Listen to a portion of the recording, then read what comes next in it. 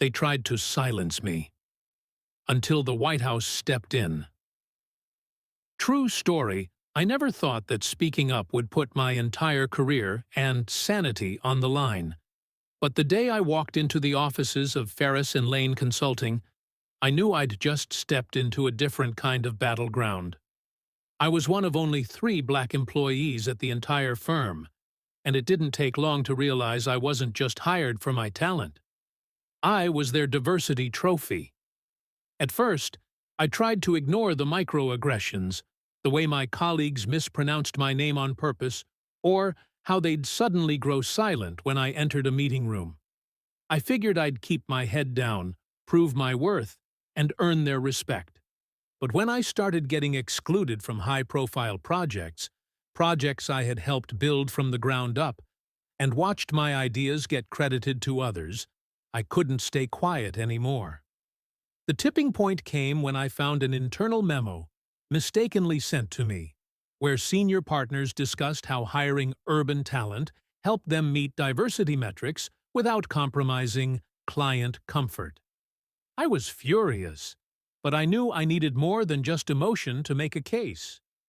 So I began documenting everything: emails, meeting notes, discrepancies in pay, project assignments, and HR reports that mysteriously vanished after complaints.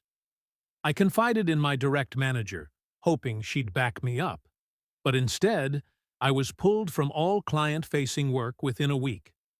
My workload dried up overnight, my performance reviews tanked without warning, and whispers started circulating that I was combative and difficult. It was the classic playbook: isolate, gaslight, erase.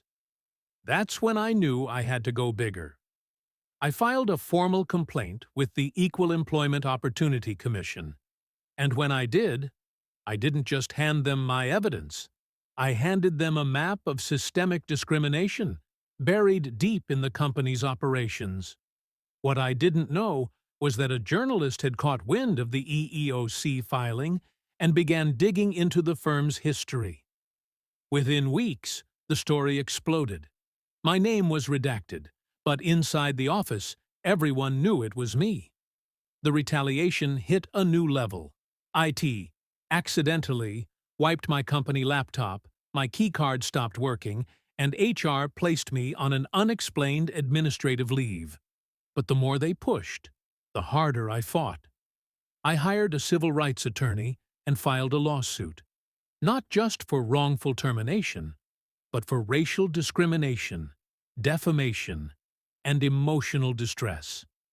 The day we stepped into court, I was terrified. Not because I doubted the truth, but because I knew how hard it was to win a case like this.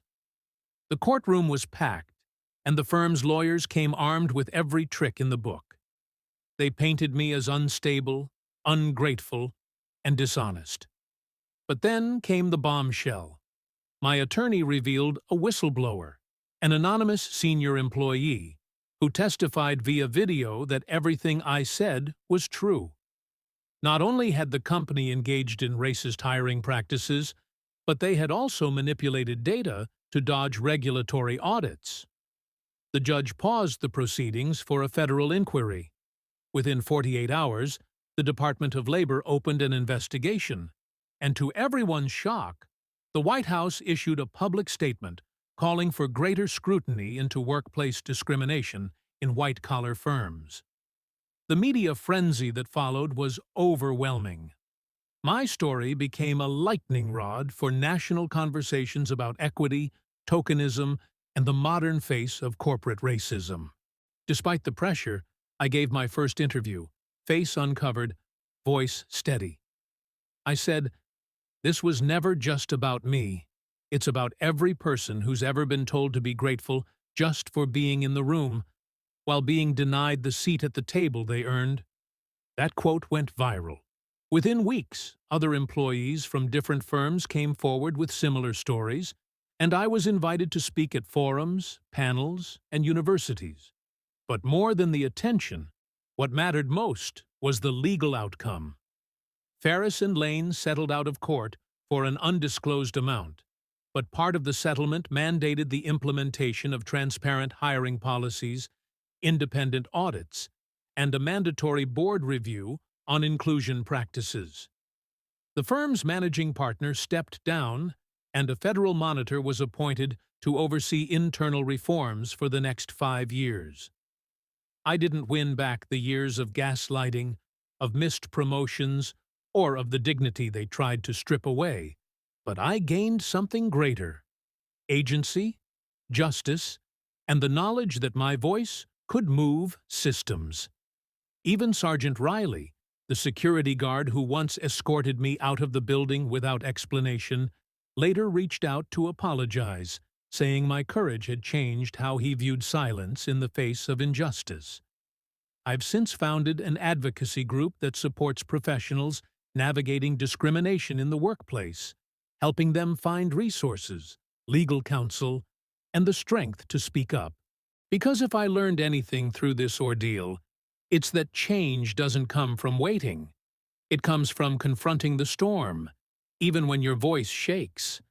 And while I wouldn't wish this battle on anyone, I now understand that telling the truth, no matter how uncomfortable, can be the first domino in toppling an empire built on silence. If this story moved you, don't forget to hit that like button, share it with someone who needs to hear it, and subscribe to our channel for more real, raw, and powerful stories that challenge the status quo. Your support helps us amplify voices that deserve to be heard. Until next time, stay brave, stay loud, and never let anyone dim your light.